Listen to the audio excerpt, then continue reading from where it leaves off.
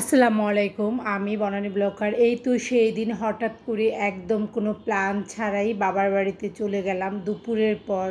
তো একদমই ভালো লাগছিল না। আর মায়ের কথা খুব বারবার মনে পড়তেছিল। তো ভাবলাম সামনে যেহেতু রোজা চলে আসতেছে আর এখন ওরকমভাবে রোজার মাস দেখা যায় সময় পাওয়া যায় না সারাদিন রোজা থাকার পরে।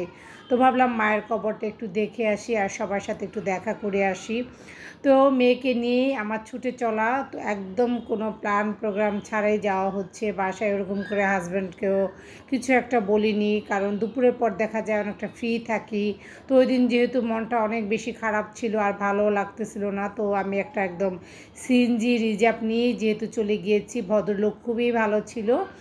আর আমাদের বিক্রমপুরে কিন্তু খুব সুন্দর সুন্দর বেশ কিছু ডেকোরেশনের দোকান আছে যেখানে সব কিছুই বিক্রি করা হয়। এটা হলো একটা গাড়ির শোরুম। তো এখানে বেশ কিছুক্ষণ থামিয়ে রেখেছিল। এই তো আমাদের মা মেয়ের পথ চলা।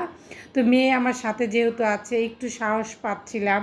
তো মেয়েকে নিয়ে যেহেতু আমার যাওয়ার, মেয়ে অনেক বেশি খুশি ছিল, সে নানু বাড়িতে যাচ্ছে। তো যেই কথা সেই কাজ। তো এই তো বাড়ির খুব কাছাকাছি চলে এসেছে আর কি। সবাইকে বলা চলে অনেকটা সারপ্রাইজ দেওয়া বলা চলে। আর আকাশটা ওই দিন একটু মেঘলা ছিল, মেঘলা মেঘলা ভাব ছিল আর কি।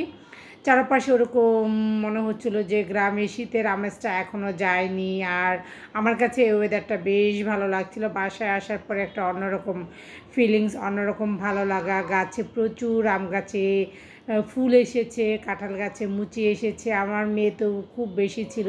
বাসায় এসে সবাইকে যখন অনেক ডাকলাম, তো সবাই অনেকটা সারপ্রাইজ হয়ে গিয়েছিল। আমার ছোটো ভাই বলতেছিল যে আমাকে আর আমার ছোটো বোনকে মনে হয় স্বপ্নে দেখতেছে।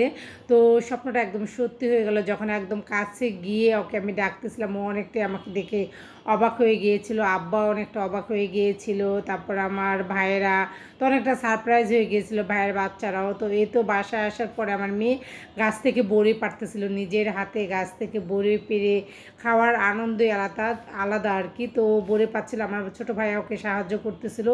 আর এই তো গাছে প্রচুর পরিমাণ কাঁঠালের মুচি এসেছে। তো আমি বলতেছিলাম এই ছোটো ছোটো মুচিগুলো তেঁতুল দিয়ে ভর্তা করে খেতে কিন্তু বেশ ভালো লাগে। বাসায় আসার পরে এত বেশি শান্তি কাজ করতেছিল, এত বেশি ভালো লাগছিল। মায়ের কবরটা দেখলাম, একটু দোয়া করলাম, তারপরে সন্ধ্যার মধ্যেই আমরা আবার ফেরত চলে আসলাম। আমি একদম 1 ঘন্টা ছিলাম আর কি। ওই যে রিজার্ভ যে সিএনজিটা ছিল ওনাকেই নিয়ে গিয়েছিলাম।